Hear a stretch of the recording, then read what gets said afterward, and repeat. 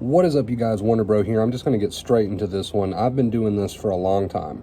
I put out my two main keys: live your life as if you're already healed, stop fighting with your thoughts and feelings mentally. I've done stream after stream, video after video, and after all this time, I think one thing needs to be said again and again and again, right, until you understand this message, because it's going to be difficult for you until you understand this message. Acceptance is not a weapon, it's a relationship change.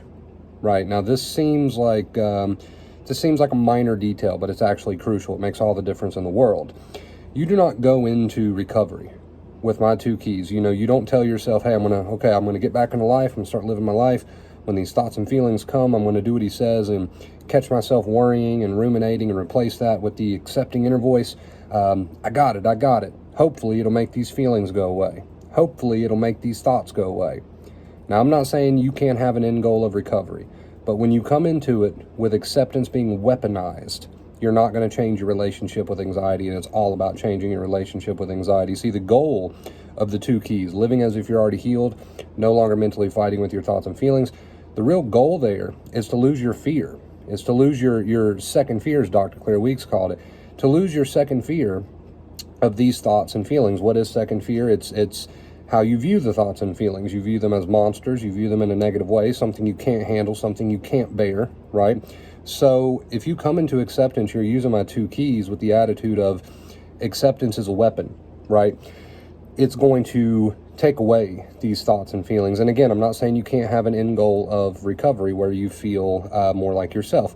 But when you come into it with that goal in mind, okay, yeah, use the two keys, use acceptance in those moments, and hopefully the big bad feelings will go away. Hopefully the big bad thoughts will go away, right? Your brain is not dumb. It's dumb in a lot of ways, right? It's dumb in a lot of ways, but it's not dumb in that way.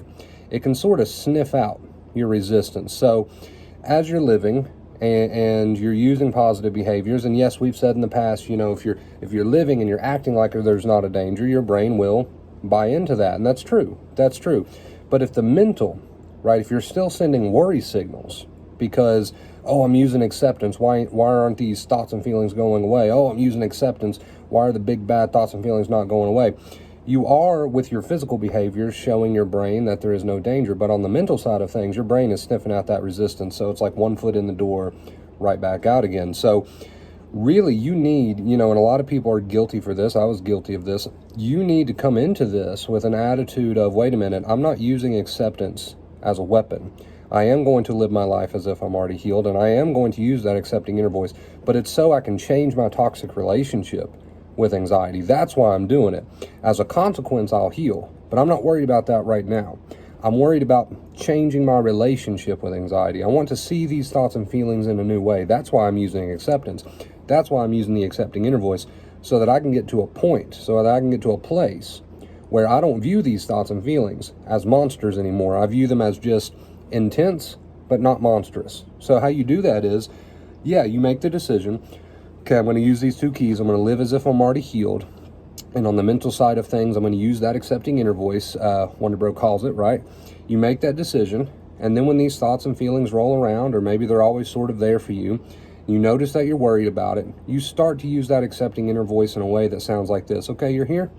It is what it is. Why does it have to be so bad? Maybe just because I've been calling it bad.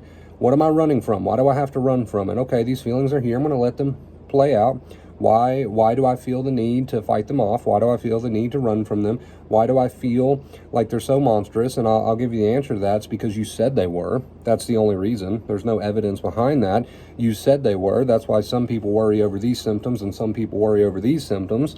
They're different just because the two people said, oh, these symptoms are bad. And then the other group said, oh, no, those aren't too bad. These are the bad ones, right? So it just proves to you, right, hopefully, that the only reason you feel the need to run from these thoughts and feelings and fight with them and oh God, is because you made that decision. Once upon a time, you made that decision. You didn't know what you were doing. That's okay. They were intense, and you said, nope, these are bad. You placed those labels on there, and now you have a very toxic relationship with anxiety. And that's what we're trying to fix, so that you can eliminate your fear of it and healing can occur. So don't weaponize acceptance in the way that I'm using acceptance so the big bad feelings and thoughts will go away. We're trying to remove the label of big bad If we can remove the label of big bad through acceptance, true healing can start to occur. So don't just sort of robotically use that accepting inner voice. I know sometimes it feels very robotic, but try to put a little insight in there. As you're using that accepting inner voice, go around and actually ask yourself, why am I running from these thoughts and feelings? What's so bad about them? I placed the bad label on them a long time ago, but can't I remove that bad label? Can't I just get to know these thoughts and feelings, accept them, and then see them for what they are? Lose my fear of them, right? And actually question my belief system. Why have I ran from this for so long? Why have I labeled this as bad or a monster? Why? Right? And you'll come to find out that the only why is because at one point in time you didn't know any better, and it's what you decided to do. You placed that label on there because you experienced these intense thoughts and feelings for the first time. You didn't know any better, so you just said bad, bad, bad. We want to now remove the bad, bad, bad, right? So really the point of this video is to say, I understand if you're using the 2 keys. Live your life as if you're already healed, and mentally try to use that accepting inner voice and stop worrying and fighting with the thoughts and feelings. I understand if you're using those 2 keys, acceptance, in a way that's kind of robotic right now. But I want you to understand it's a little bit deeper than robotic. It's a little bit deeper in the way that this is a relationship change with your anxiety, right? This is a relationship change with your anxiety. You're trying to lose the fear of these thoughts and feelings by really just using that accepting inner voice, going against what they want you to do and saying, hey, it's okay if you're here. I realize that now. Who said I have to run from these thoughts and feelings? Who said they were even bad to begin with? They're intense, but intense doesn't automatically equal bad. I placed that label on them at one point, and now I'm doing the work to remove that label and to just really embrace them. So I hope this video, this little insight into using acceptance like a weapon versus using acceptance where we're actually in a healthy way changing your relationship towards anxiety, towards these thoughts and feelings so that you can remove second fear. I hope this clears it up for some people, right? Because there's some people out there who are trying to accept a monster. I don't want you to accept a monster. We got to remove the monster label, right? Some people are trying to accept what they've called unacceptable. I want you to remove the unacceptable label. And again, how you do that, live your life as if you're already healed. And with that accepting inner voice, when those thoughts and feelings are there, inquire, why does this have to be bad?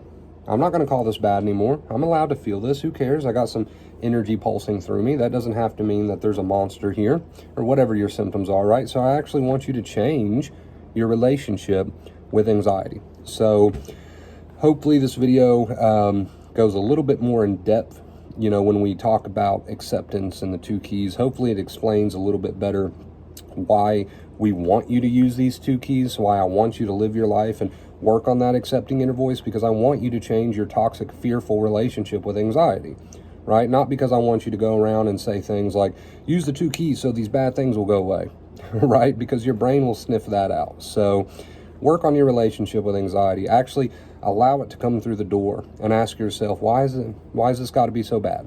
Maybe if I drop the bad story, it's not as bad as the story has made it out to be, and actually see these thoughts and feelings for what they are. All right.